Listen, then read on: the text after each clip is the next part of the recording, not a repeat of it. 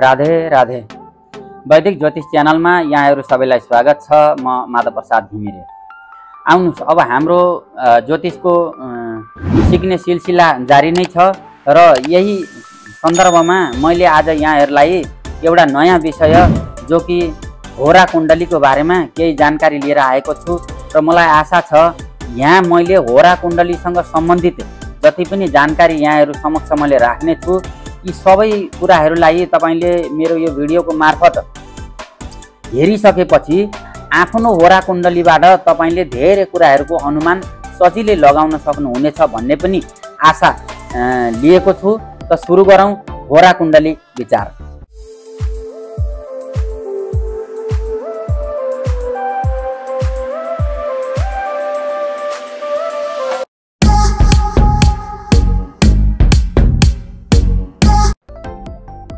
अब होरा कुण्डली, अब होरा, अब जस्तो 12वटा राशि हुन्छन्, 12वटा राशिमा होरालाई हामीले प्रत्येक राशिलाई दुई भागमा बाँडिएको हुन्छ। अब राशिको आधा भाग चन्द्रमाको होरा र आधा भाग सूर्यको होरा यसरी छुट्टाम है। अब चन्द्रमाको होरामा जन्मेका व्यक्ति, जस्तो अब चन्द्रमाको होराका जुन स्वामी हुन्छन् ती चाहिँ पितृहरू हुन्छन्, पितरहरू हुन्छन् र सूर्यको होराका स्वामी चाहिँ देवताहरू हुन्छन्। यो पनि हामीले जान्नुपर्ने विषय। अब यदि कुनै व्यक्ति, अब होरा कुण्डली पहिला हामीले छुट्याउन पनि सक्नु पर्यो। अब त्यहाँ माथि चक्रमा लेखिएको त हुन्छ होरा कुण्डली भनेर हैन। अब कम्प्युटरबाट निकालेको जुन प्रिन्ट आउट हुन्छ, कम्प्युटरमा चाहिँ लगभग अब 12वटै राशि मेन्सन गरिएको हुन्छ है। त्यसमा चाहिँ अलिकति छुट्याउन पनि गाह्रो हुन्छ। तर के हुन्छ भनेदेखि जस्तो लग्न, अब होरामा चन्द्रमा र सूर्यको मात्रै विशेष भूमिका हुने भएको हुनाले वास्तविक रूपमा चाहिँ होरा कुण्डली लेख्दाखेरि जस्तो एउटा कोष्टक बनायो अनि बीचमा चाहिँ एउटा लाइन खिचेर अब जसको होरा छ, चन्द्रमाको होरा छ भनेदेखि चन्द्र लग्न कर्क हैन 4 को अङ्क लेख्न पर्यो। सूर्यको होरामा जन्म छ भनेदेखि चाहिँ फेरि 5 को अङ्क लग्नमा लेख्न पर्यो। 4 र 5 मात्रै लेख्ने हो तल र माथि। अनि त्यसपछि जुन को होरामा जुन ग्रह पर्दछन् त्यही हिसाबले ती दुईटा कोष्टकमा चाहिँ राख्नुपर्ने हुन्छ। पुरानो जुन लेखाइको पद्धति छ त्यसमा चाहिँ यसरी नै लेखिएको हुन्छ है। अब चन्द्रमाको होरामा जन्मेको व्यक्ति कोही छ भनेदेखि यहाँहरूले के बुझ्नुहोस् भनेदेखि यस्तो व्यक्तिको पूर्व जन्म, जस्तो अब हैन यो जन्म लिएर यो संसारमा आयो, यो संसारमा आउनभन्दा अगाडि चन्द्रमाको होरामा जन्मेको व्यक्ति पितृलोकमा थिए र उनी पितृलोकबाट यहाँ आए, मर्त्यमण्डलमा आए। यसै गरेर सूर्यको होरामा जन्मेको व्यक्ति चाहिँ देवलोकबाट आएका हुन् भनेर यसरी बुझ्नु।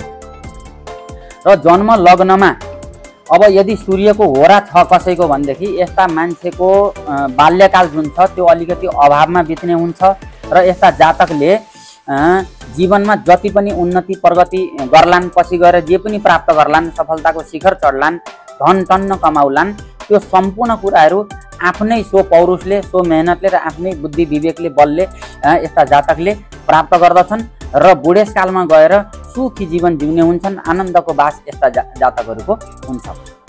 यसै गरेर चन्द्रमाको होरामा कसैको यदि जन्म भएको छ भनेदेखि निश्चित रूपमा चाहिँ यस्ता जातकहरूको हैन अब बाल्यकाल चाहिँ सुखमय बित्ला, धनी परिवारमा जन्म लिएका पनि हुन सक्छन् हैन।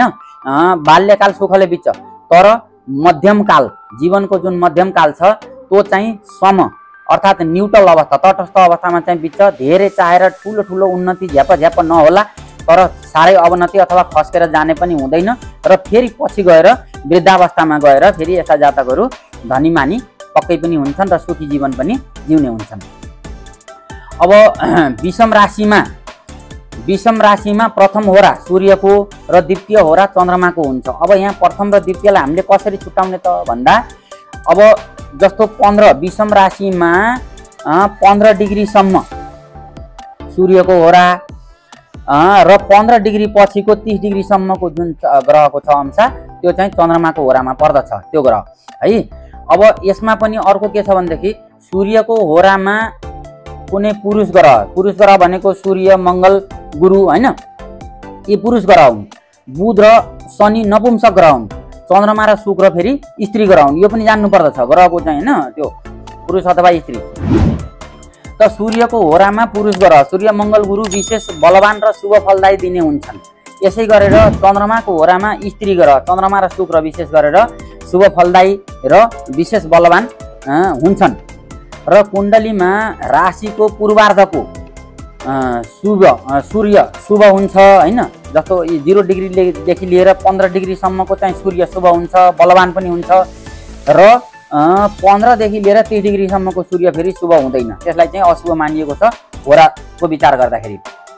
यसै गरेर कुण्डलीमा चन्द्रमा यदि 0 डिग्रीदेखि 15 डिग्रीसम्मको चन्द्रमा छ भनेदेखि त्यसलाई चाहिँ बलहीन, निर्बल अथवा अशुभ फलदायी भनेर मानिएको छ भनेदेखि 15 डिग्रीदेखि 30 डिग्रीसम्मको चन्द्रमालाई बलवान र शुभ फलदायी भनेर ज्योतिषमा मानिएको छ। यसै गरेर अब जन्म कुण्डलीमा यदि अब यहाँनेरि होरा कुण्डलीको विचार गर्दाखेरि हामीले जन्म कुण्डलीलाई पनि सँगै राखेर हेर्नुपर्छ, किनभने प्रमुख आधार त त्यही हो। त्यस अर्थमा यदि जन्म कुण्डलीमा कुनै पनि ग्रह पाप ग्रहले युक्त छ, दृष्ट छ हैन भनेदेखि त्यही ग्रह यदि होरा कुण्डलीमा गएर बलवान छ, शुभ फलदायी भएर बसेको छ, अंशात्मक रूपले होस् अथवा चाहिँ सूर्य चन्द्रमा जुनसुकैको होरामा पनि हैन शुभ फलदायी त्यहाँ मानिएको छ होरा कुण्डलीको भनेदेखि जन्म कुण्डलीमा अशुभ स्थितिमा छ, अशुभ पाप ग्रहले युक्त दृष्ट छ भनेदेखि त्यो त्यहाँ होरा कुण्डलीमा पनि अशुभ फल दिने हुन्छ। त्यसलाई पनि विशेष विचार गर्नुपर्ने हुन्छ हामीले है।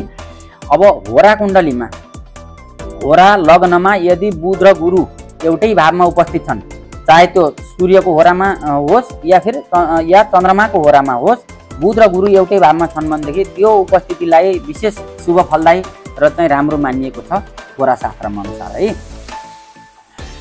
र सूर्यको होरामा जन्मने व्यक्ति अलिकति चाहिँ तीक्ष्ण बुद्धि भएका हुन्छन् र साथै अलिकति आक्रामक हैन, उत्ताउलोपन, आत्तिने अथवा अलिकति आवेशी हैन, यस्तो स्वभाव पनि उनमा बढी हुन्छ। यस्तो खालको प्रवृत्ति हामीले देख्न सकिन्छ।